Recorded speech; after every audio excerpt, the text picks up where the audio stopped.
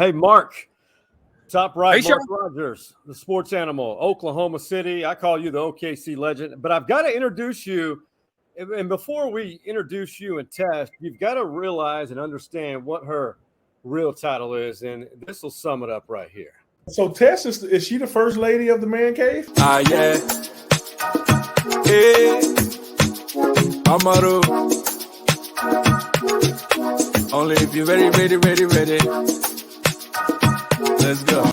So, Mark, yeah, I could tell the look of you're quite envious that Tess she has her own open. I mean, own title. I want to say royalty in podcasting, but Mark Rodgers, Tess Sawyer, this is a first, hopefully of many. Nice to meet you, Tess. Back in the old days when I was in television, they tried to hide me. They never put me in the mono, the opening reels and stuff like Ron Burgundy, an anchorman.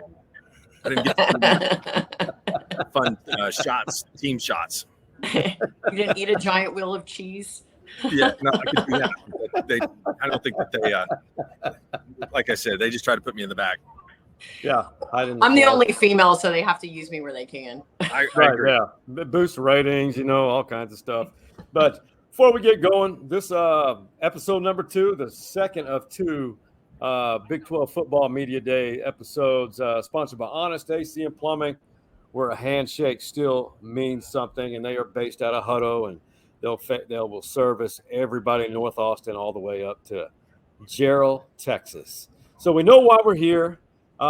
First off, Mark Rodgers, the sports animal in OKC. I call him a legend still. I probably overuse that term. But, Mark, just to wrap up today, the second and final day of Big 12 Football Media Days. Well, it was another busy day. I'm really kind of amazed by how blown away that the new teams are that are here and how much they appreciate being in the Big 12. And I think, with Oklahoma and Texas leaving, we focus a lot on maybe that the conference is taking a step back. And I don't think that's at all the way that everyone else is looking at the conference. I mean, Brett Yormark talked about the teams are going to be making more money than they were even with Oklahoma, Texas in the league. Of course, OU and Texas happy to be where they are to make the immense amount of more money. They will. But BYU, Central Florida, Cincinnati, and Houston are all incredibly happy to be here. And I feel like this could be a ticket into the big time world of college football. I spoke with the UCF athletic director today, who was a coach at Kansas, developed a lot of fun at Arkansas State, and his vision for UCF. He even mentioned how their recruiting had been better since they were announced to join the Big 12. So it's kind of, there are some teams leaving, but I think really the focus here has been more on the excitement of the teams coming in.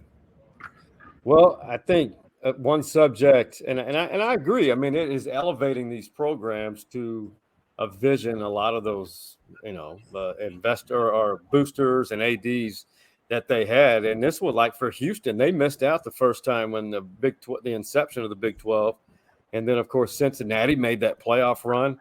But now you go back to today, the highlight or focus is yesterday. Texas was part of it. Today, you had Oklahoma, Texas Tech, UCF. But I guess there's one area that, this is Venables' second year. And I thought all the criticism that he received, despite the fast start to the year and the slump and then almost beating Florida State in the bowl game, is this question. Is Boomer Sooner back? Too early. It's too early to tell. They gave up 400 and I don't know how many yards a game last year. Way too many. And they've welcomed in some players in the transfer portal. They have a lot of freshmen that I think have potentially bright futures. But offensively, they're pretty good. They were good last year. They led the league in rushing. Dylan Gabriel pulled up a number, incredibly prolific stats. Jeff Levy's speed, the pace of his offense is really difficult to defend. That can have an effect on your defense. It takes away some because the defense is out there a lot. But when we talked to Brent today, he said, look, it's on that side of the ball to get off the field. We got to make plays. We got to get off the field on third downs. And we got to create more turnovers, which they were all right in that department last year, but they've got to be better. I can't answer you, Sean. I know everybody talks about they have an easy schedule, and we sit down here talking about how many teams could potentially win the league this year.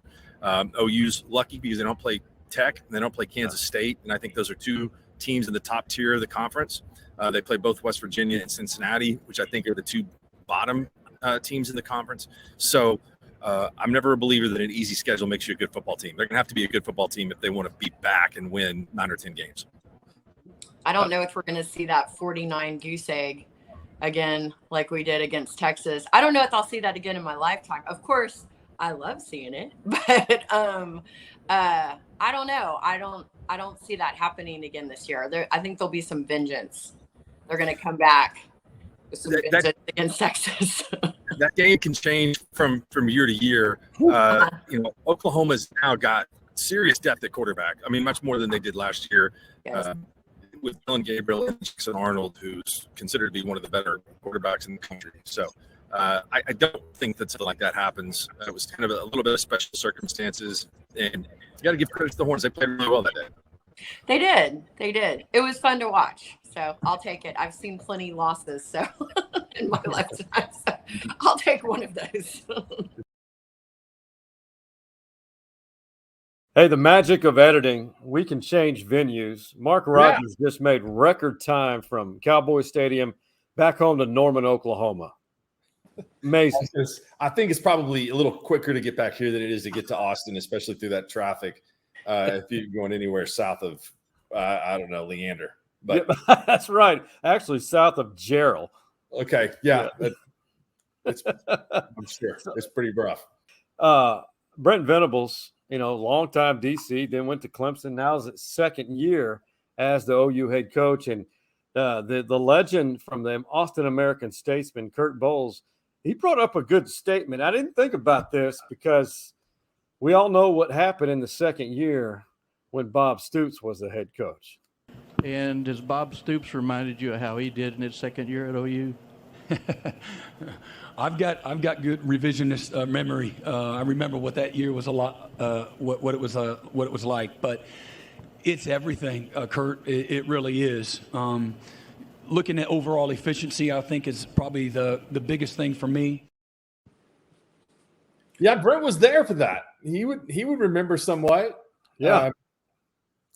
I'm not sure that the relationship between Brent and Bob is super close. I think there might be a little bit of feelings there still of when Mike Stoops was rehired and Brent left. Yep. Because Brent's career changed, I think, for the better at Clemson. But I don't know. I mean, I'm not saying that there's animosity there, but I don't know that there's a relationship there that's super close. Tess, can you even imagine? I mean, we don't know. None of us know how anything's going to shake out. But with the additions that OU made in the offseason, I think, Mark, correct me, 9 transfer portal guys on defense.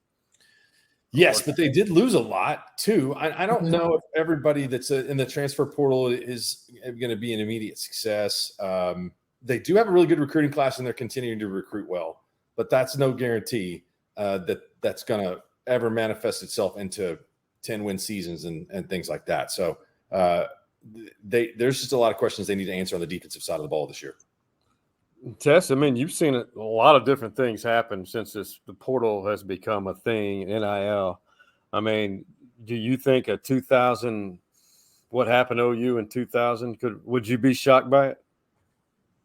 I mean, I'm not shocked by anything anymore. So it's like, you never know. I mean, and I think that's why, we sit here and talk all about, what if, what's going to happen. I don't know. But yeah, I mean, I guess anything can happen at this point. I'm usually always surprised a little bit by how things kind of pan out. But I mean, stranger things have happened. They could be really good. I don't know. I mean, I'd be shocked. I really would be shocked. Yeah. If you look at the trajectory of where they were in 98, 99 was drastic improvement. And 2000 was even more improvement with, I think an elite coaching staff. I'm not sure that they've got that now. And again, I think you have to give Brent the benefit of the doubt because of how much left with Lincoln Riley and he had focused so much on the offensive side of the ball and neglected the defensive side of the ball quite a bit. So Brent's trying to build it the other way. So you got a lot of road to build to get to where they are. I think this year expectations to me are too high. Vegas has the win total at 9.5. I think if they finish 8-4 or 9-3, people might not say it's a good season, but I think they'd be really wrong. I think that's a good year for them. I agree. I agree with that. And you know, the boys from Stillwater, this for the unforeseen future.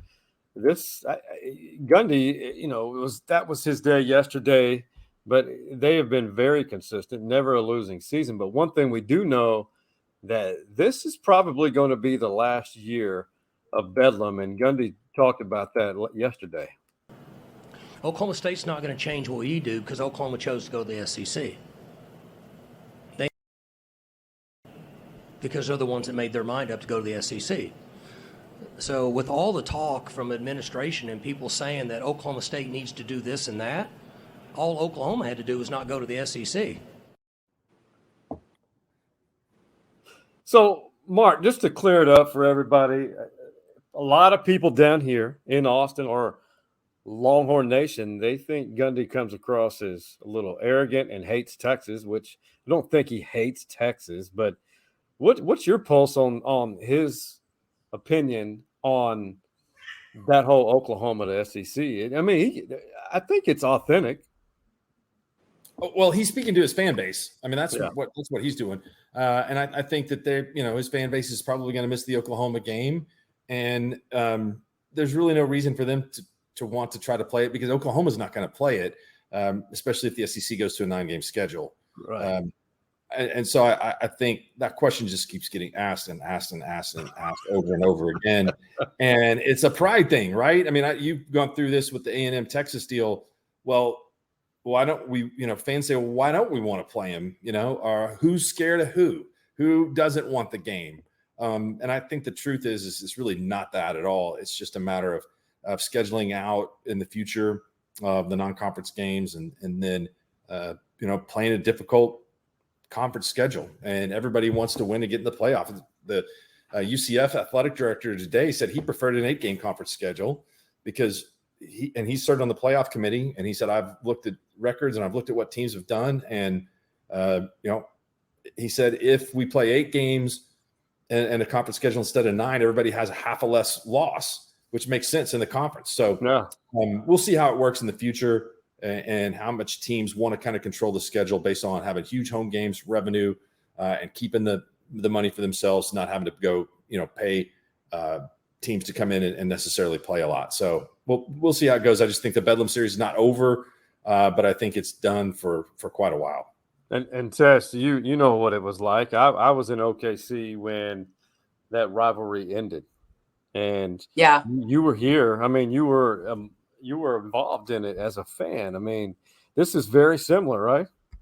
Yeah, I mean, I think just like Mark said that he mentioned about A&M and Texas, it's just their traditions, and I think the fans miss them, just like he was speaking to his fans base. It's just we get used to these traditions and we get used to these big rivalry games, and when they're taken away, you miss them. And but is what it is. But yeah, I certainly am excited to see Texas and A&M start playing again. 100%. That's a much bigger game than people give it credit. Mark, I got to, both of you. I know Mark, you were there. Texas Tech and Joey McGuire, he brings a ton of energy. His wife is on note or quoted in a story saying he wakes as soon as his feet hit the ground. He's that hyper, and he drinks a ton of coffee, which I can relate to. But she was quoted as saying he's annoying. But that is really good because those players love him. I mean, do you think they make a significant leap from last year? Because I'm picking them as if you want that term dark horse, it wouldn't shock me if Texas Tech's in the Big 12 championship game. To me, they won 8 games. They don't have to play OU. They do have to play in Austin the final Friday of the regular season, which could be a really big game. Tech is making a leap under Joey McGuire because he's a perfect fit to be the Texas Tech head coach. They've gotten hires wrong before, but I think that this one is as good as they could get. He's a Texas guy. He's got relationships with Texas high school coaches, and that allows him to have recruiting inroads that normally you wouldn't have at Texas Tech. So I think do they go from 8 wins this year and winning 4 in a row to close the season and beating an SEC team in the bowl game to 11 wins. I mean, that's a big leap. I don't think so, but I think that the leap is going to be as long as Joey McGuire is the head coach. And I don't see any other jobs that he would be interested in taking unless you want to, go there with him potentially coming to Austin. I would say that Tech is going to be good. Well, I mean, Tess, you've seen them. You've seen what they've done to Texas lately, but Texas has had some success, tremendous amount. But those, I know.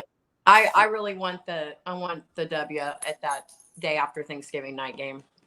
That's one I want. I'm going to hold on to that one to my pipe dream until it comes true.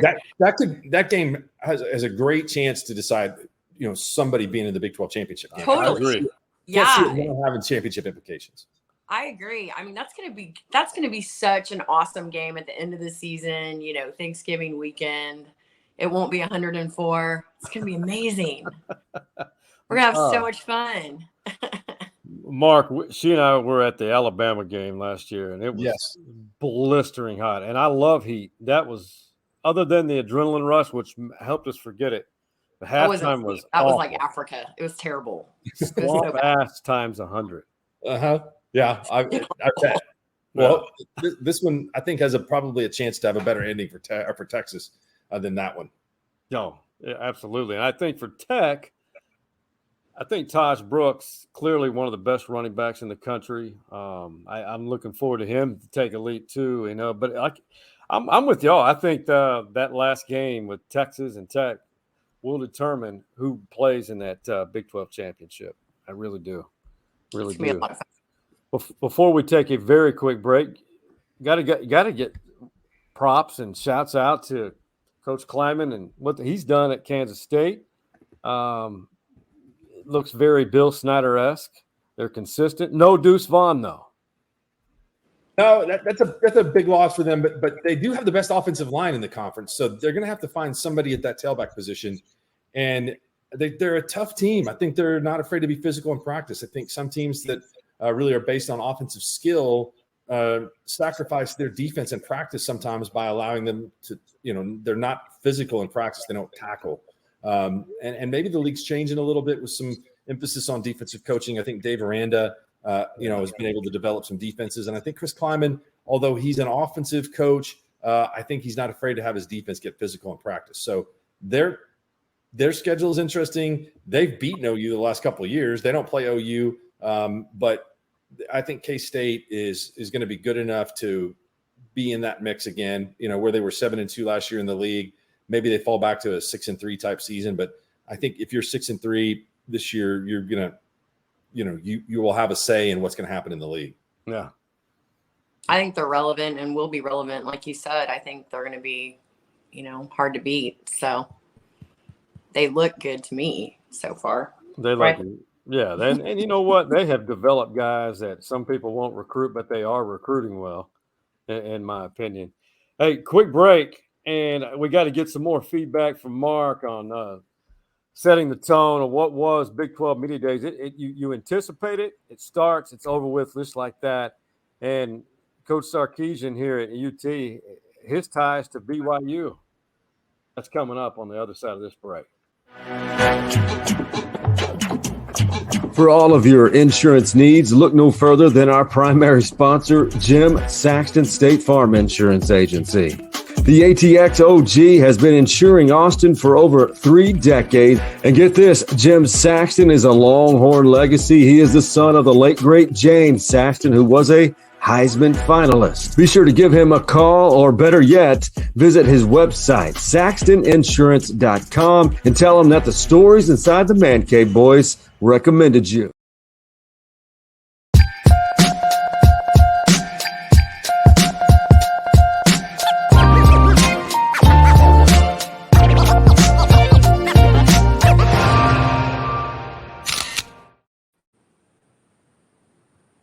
That was enough time for Mark Rodgers to create a cocktail of his own and for him to switch positions with Tess. That didn't sound good, but I don't know what happened. I'm here now. So I didn't get a cocktail, but I brought a dog in. And there's Luna making her weekly appearance. That's right. So my emotional support doggy. Steve Sarkisian, a lot of people forget, great quarterback in college. Right. And he played at BYU. And for him, this is going to be 1 year which he gets to face now his alma mater. And he apparently, I didn't know the ties to the head coach. This was pretty cool. BYU's been a national brand for decades, and going back to Coach Edwards and what he was able to do and some of the great teams and great players, and so for them now to be in a Power 5 situation in the Big 12, I'm happy for them. I'm happy for BYU. I'm happy for their alumni and those players. I think it's a great opportunity, and then we get a chance to play them. I'm glad we don't have to go to Provo. We get them in Austin, so that'll be fun. Pretty cool. But Kalani, what's your take? I mean, he's a perfect fit for BYU. I mean, do you remember anything specific that stood out during Big 12 media days? Yeah, they stayed around late yesterday. They did the hit on our radio station at 5:45 last night. Wow. So they're happy to be in the conference.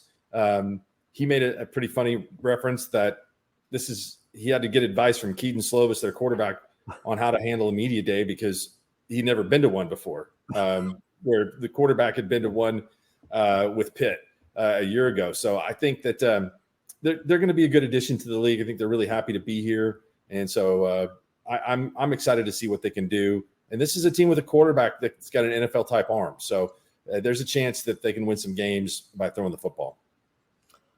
Tess, you remember all too well. The last time BYU was in Austin, that was not pretty. No, it wasn't. Hopefully we're not going to do that again. Is he still the quarterback there? Is he still with the Saints? Yeah, Taysom Hill. I mean, he ran. I think that BYU rushed for 500 yards in that game. It was a bloodbath. Yeah. At DKR. And the same thing happened the year before in Provo. That cost Manny Diaz his job on the plane back to Austin. Right. There's a lot of history. They shouldn't let Manny get on the plane.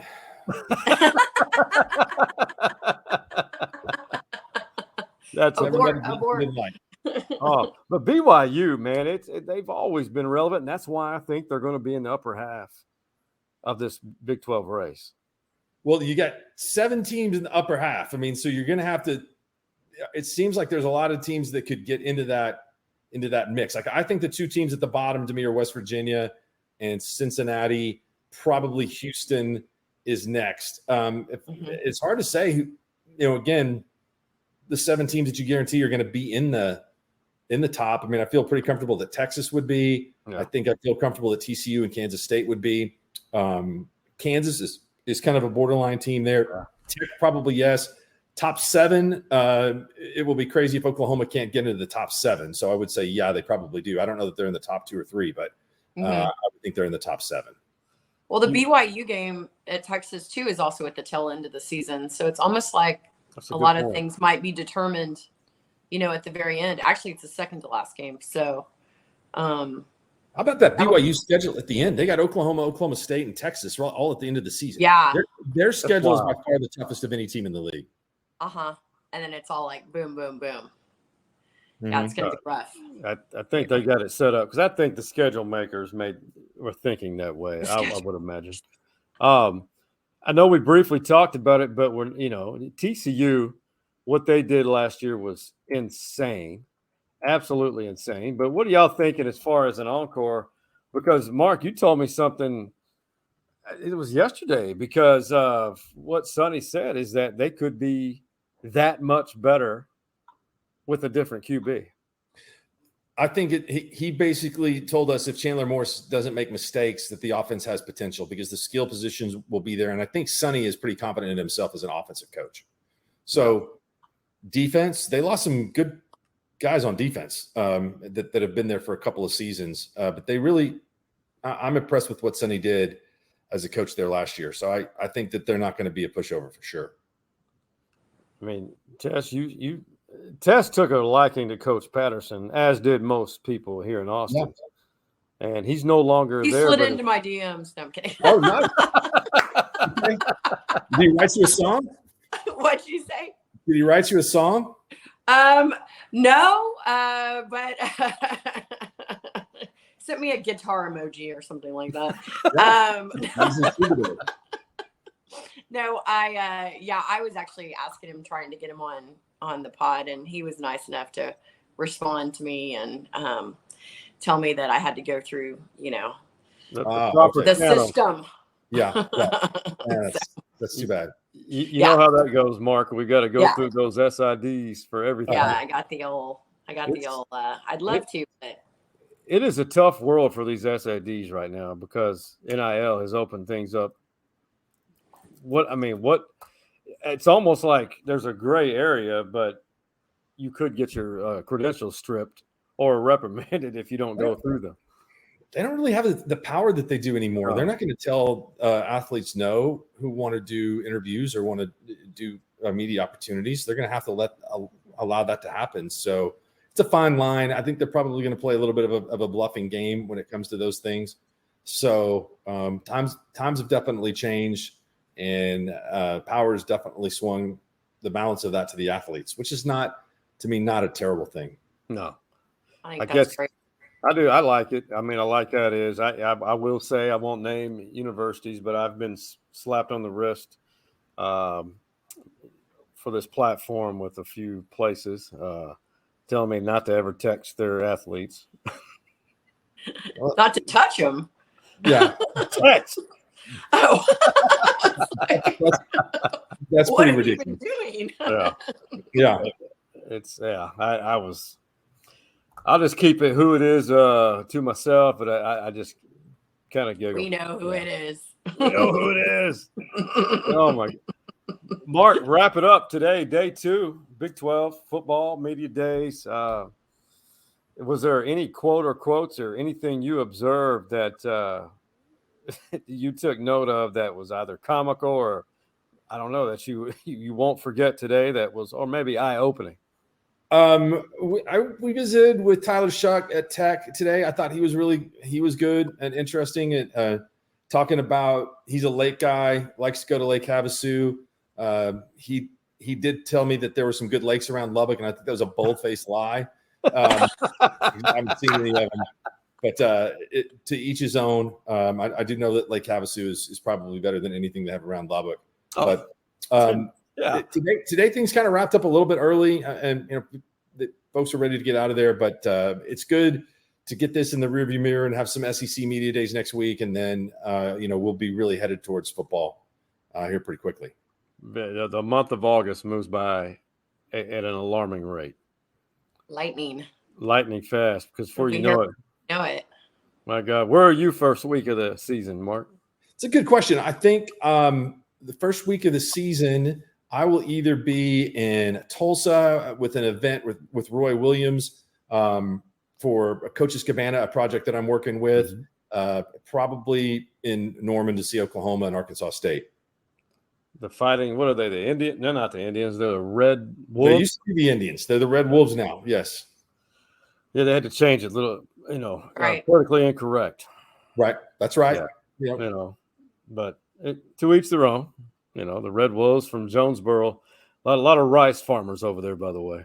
I think that probably would have also been a politically incorrect name for them too. So I'm glad you were suggesting that. Yeah, that's not gonna work. I think OU might beat the Red out of the Wolves. I don't know how the first game will go. I don't think Arkansas State's predicted to be pretty good, but if that game is close, then that's something to be a little concerned about. Yeah, it will be. But I do have Tech and Oregon. I think it's the first week, opening day. September 8th. That game is September 8th. That's a big weekend for all the teams in the Big 12. You got Utah and Baylor that weekend. I think, isn't that Alabama, Texas? Second week. Also, that's a huge week in college football, especially for the Big 12. That's a chance to really, for this conference, to kind of set the stage on some big wins. It's going to be fun, man. And it's I wish we did these. I want to find a reason to and put Mark Rodgers on the payroll. Okay. I like getting paid. There's nothing wrong with that. So Kale said that he would love to have you on. I like getting paid too. Yes, I agree. That's a good thing. But we'll get you back. We'll get you on the Sports Animal, and I know the people from Oklahoma City like to hear from you. But I'm available anytime to do stories inside the man cave. Man, we'll get you, Kale, Tess, and whatever choice of beverages that we need to wet our palate with. We got to stay hydrated always. Oh, we need to have a cocktail cave night.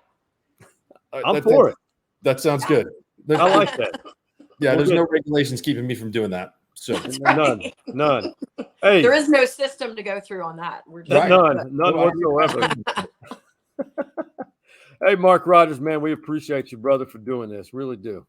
All right. Hey, great to talk to you, Sean, and great to meet you, Tess. Looking forward to we'll do this again soon. Nice to meet you, Mark. Absolutely. For the pride of Blackwell, Oklahoma, Tess Sawyer, pride of Anderson High School. And for the OG Man Cave boys, that being Hardball Hards, Big Mike, and Coach Mo, we out.